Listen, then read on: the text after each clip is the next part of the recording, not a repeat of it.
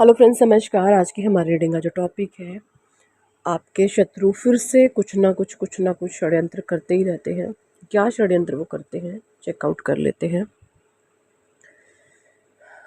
The fool है यहाँ पर।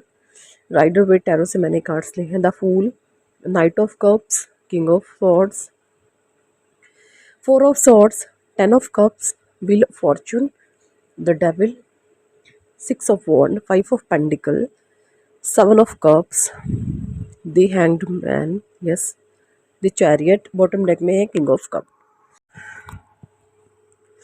देखिए, मुझे ऐसा नज़र आ रहा है कार्ड्स के अकॉर्डिंग कि ना, द फूल का कार्ड है, नाइट ऑफ कप है, Cancer, Scorpio, Pisces, Jamuna, Libra, Aquarius, Taurus, Virgo, Capricorn, Aries, Leo, Sagittarius. तो चारों के चारों जो एलिमेंट हैं कवर हो गए हैं, यानी 12 की 12 राशियाँ आ गई हैं। ठीक है जी। तो देखिए, मुझे कार्ड से ऐसा नज़र आ रहा है कि ना, जो आपकी पास्ट की एनर्जी थी ना, बेपरवाह, लापरवाह थी, मतलब उस एनर्जी से आप अब शिफ्ट कर गए हैं। पहले क्या था, आप ज़्यादा ध्यान नहीं देते थे। लाइक एक आप एक खुली किताब थे, आप एक खुली किताब थे। बद चीज़ें यहाँ पर ऐसा था कि आप थे तो खुली किताब, बट लग गए अनपढ़ों के हाथ।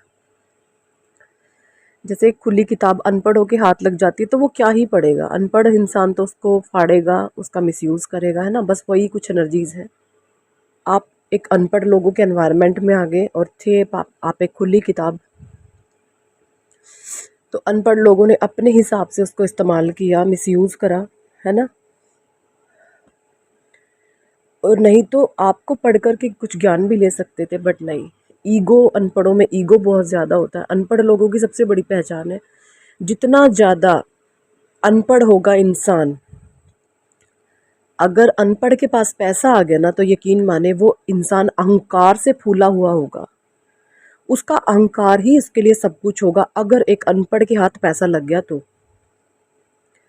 और अगर एक पढ़े लिखे इंसान के पास पैसा होता है तो क्या होता है, वो इंसान बहुत डाउन टू अर्थ होता है, ज़मीन से जुड़ा हुआ होता है। अपने से पहले दूसरों की रिस्पेक्ट करेगा, अपने से नीचे दर्जे के लोगों को ऊंचा कर देगा, अपने आप को नीचा दिखा देगा। ये वैल्यूज़ उनमें होती है जो पढ़े लिखे होते हैं। तो आप लग गए भैया अनपढ़ों के हाथ। अनपढ़ों ने आपका पूरा मिसयूज़ करा। आपकी एनर्जी से ये लोग खेलते थे, आपके ऑरा से ये लोग खेलते थे। पता है एनर्जीज़ के साथ खेलना कितना बड़ा ये रिस्क है, और इन लोगों ने वो काम किया है। एनर्जी से इन्होंने बहुत खेला है आपकी। इन्होंने बहुत ब्लैक मैजिक भी कराए हैं, टूने टोट के छोटे मोटे स्पेल्स तो करते ही रहते हैं आपको लेकर के। एनर्जी से इन्होंने बहुत कुछ ख़राब करने की कोशिश करी है। ये इंसान छुप कर के वार करता है, जो भी है, जिसकी भी एनर्जी निकल के आ रही है ना। जो मेन गंदगी की जड़ है, वो जड़ आगे तो किसी और को कर देगा, बट होता पीछे कोई और है। ये कुछ एनर्जीज मुझे यहाँ पे निकल करके आ रही हैं। और ये सबसे बड़ा एक अनपढ़ इंसान है जो ईगो से, अहंकार से भरा हुआ है। इसके पास कोई भी नैतिक मूल्य नहीं है। मोरालिटी बेस इसका जो है पूरा का पूरा हिला हुआ है। राक्षस गण हो सकता है, ये राक्षसी प्रवृत्ति हो सकती है इसकी। देखिए, जब एक बच्चा पैदा होता है ना, तो वो किस गण में पैदा होता है? गण क्या है उसका? मनुष्य गण है, देव गण है, राक्षस है। देव क्या है? मतलब देवगण का जातक, उसके अंदर दैवीय गुण ज़्यादा होंगे। मतलब वो इंसान इमोशनल होगा, भावुक होगा, ठीक है, सच्चे दिल का होगा, दूसरों की फीलिंग्स, भावनाओं को समझने वाला होगा, जिसके भीतर देवता के गुण होते हैं।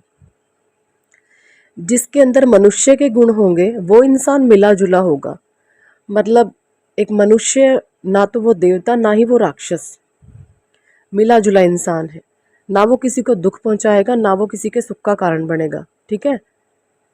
इस तरीके से एनर्जी होती है जो मनुष्य गण के लोग होते हैं। और जो राक्षस गण के लोग होते हैं, राक्षसों क्या होता है, मनुष्य जो कैटेगरी के लोग होते हैं जिनको सही गलत की समझ नहीं होती, बस वो ठीक है सब, लेकिन कहीं ना कहीं अगर जिस चीज़ का पलड़ा भारी होगा ना, वो उस चीज़ को अपनी तरफ खींच लेगा, उस चीज़ की तरफ खींचा चला जाएगा मनुष्यगण। अगर उसके मनुष्यगण के इर्द गिर्द अगर पॉजिटिव लोग ज़्यादा हैं तो वो पॉजिटिविटी में चला जाएगा, और मनुष्यगण के इर्द गिर्द अगर नेगेटिव लोग ज़्यादा हैं तो वो इंसान नेगेटिव हो जाएगा।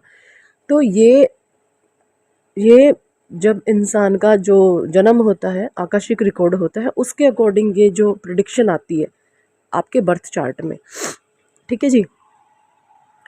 तो जो मेन रूलिंग लीडर है मुझे यहाँ पे वो टोटली राक्षस गण दिखता है। अब ये कलयुग चल रहा है, इसमें ऐसा नहीं है कि राक्षस लंबे लंबे दांतों वाले और बहुत भद्दे कपड़े, लंबे नाखूनों वाले, बड़े बड़े सींग उसके सर पर हो और वो जन्म लेंगे, अब ऐसा नहीं है।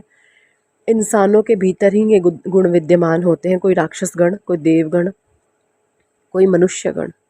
ठीक है, इस तरीके से एनर्जीज हैं। लेकिन जो वो राक्षस गण प्रवृत्ति जो भी है वो इंसान छुप करके वार करता है, डेविल एनर्जी है, वो पूरी की पूरी डेविल एनर्जी है, और छोटे मोटे षड्यंत्र रचता रहता है। उसको तिलमिलाहट लगी हुई है आपके एनर्जी फील्ड को प्योर होते हुए देखकर। आपकी प्योरिटी को वो बिल्कुल भी बर्दाश्त नहीं करता या करती जो भी है, क्योंकि एक प्योर एनर्जी जब उभरती है ना, डेविलिश एनर्जी खत्म होने लगती है, उनका प्रभुत्व समाप्त होने लगता है। तो यहाँ पे कोई डेविल एनर्जी है, डेविल का कार्ड है, क्योंकि डेविल एनर्जी का प्रभुत्व हिल रहा है, और वो डेविल एनर्जी छुप छुप करके वार, चालाकियाँ, बदमाशियाँ, अपने कर्मों से बाज आने को बिल्कुल भी तैयार नहीं है। लेकिन यहाँ पर आपके लिए व्हील ऑफ फॉर्चून है, आपके लिए यहाँ पे 10 ऑफ कप्स है, आपके लिए द चैरियट है, आपके लिए 6 ऑफ वॉन्ड है। यानी आप ऐसे लोगों की एनर्जीज को पढ़ लेते हैं, इनके दिमाग में जो चीज़ें चलती है ना वो आप पढ़ लेते हैं, या मैं सीधा बोलूं आपको इन लोगों की एनर्जीज को पढ़ना आ गया है। ये फ्यूचर में क्या कर देंगे वो चीज़ें आपको पहले से दिखती हैं, है ना। आप लोगों के फियर को पढ़ लेते हैं, आप लोगों के अंदर को डर को, किस वजह से इनके भीतर डर है, वो सारी ही चीज़ें आप जान जाते हैं, पहचान जाते हैं। ये चीज़ें मुझे यहाँ पे क्लियर कट नज़र आ रही हैं। और इनके ये जो छोटे मोटे स्पेल हैं, डोमिनेटिंग नेचर ये दोबारा से दिखाने की कोशिश करते हैं, वो इनका चलता नहीं है। ठीक है, वो इनका चलता नहीं है और उसे देखकर ये बहुत परेशान है, बहुत हताश है कि आखिर ये चीज़ें कब तक ऐसे काम करेंगी। ये चीज़ें मुझे यहाँ पर इस कदर नज़र आ रही हैं। ठीक है जी। और ये टोटली मुझे यहाँ पे बेवकूफ़ों की फ़ौज लग रही है, जैसे एक तो डेविल है और छोटे छोटे डेविल इसके साथ लगे हुए हैं, है ना। ये एनर्जीज है मुझे इन कार्ड से। लेकिन आप एक डिवाइन सोल है, आप एक डिवाइन पावर है आपके भीतर परमात्मा का अंश है, दिव्य शक्तियाँ आपको प्रोटेक्ट कर रही हैं, ईश्वर की दिव्य शक्तियाँ आपको प्रोटेक्ट करे हुए हैं।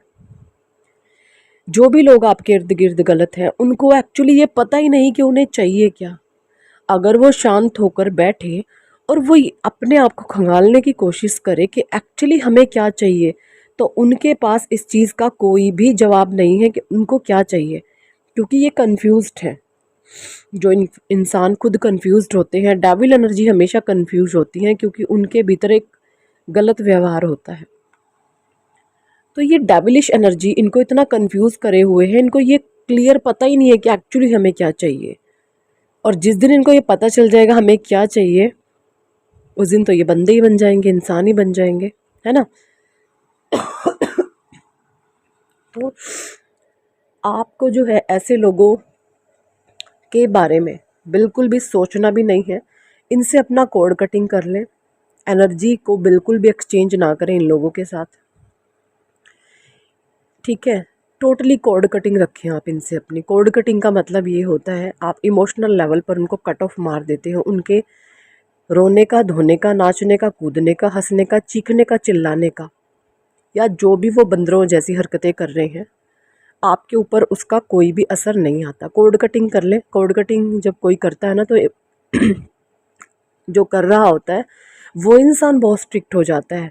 लाइक आपको ज़रूरत है, जो मेरी रीडिंग को सुन रहे हैं ज़्यादातर व्यूवर्स, आप कोड कटिंग करें और आप एक स्ट्रॉन्ग एनर्जीज़ में आ जाएंगे, ठीक है।